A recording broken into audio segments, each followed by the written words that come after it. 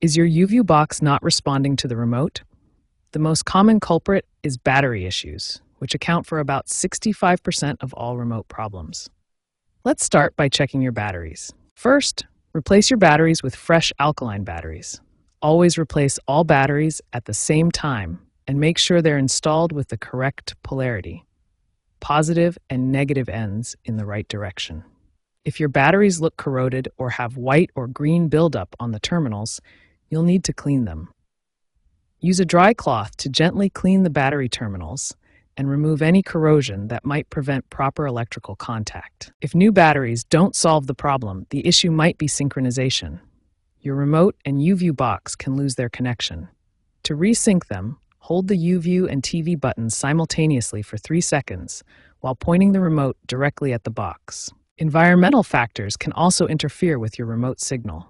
Make sure there are no obstructions between the remote and the YouView box. Direct sunlight or LED lights can interfere with the infrared sensor. The typical range for a YouView remote is about 5 to 7 meters. These basic troubleshooting steps resolve about 78% of YouView remote issues. Start with checking and replacing batteries, then try resyncing, and finally ensure you have a clear signal path to your YouView box. When basic troubleshooting fails, advanced diagnostic techniques can help identify the root cause of your YouView remote problems. The most effective method is testing the infrared signal using your smartphone camera. If the infrared signal appears normal, interference from other devices might be the culprit. LED lights, other remote controls, and direct sunlight can all disrupt the infrared communication between your remote and YouView box. The future of YouView remote control is evolving rapidly. Newer models are incorporating Bluetooth connectivity, eliminating the need for direct line of sight. Voice control and mobile app alternatives are becoming standard features.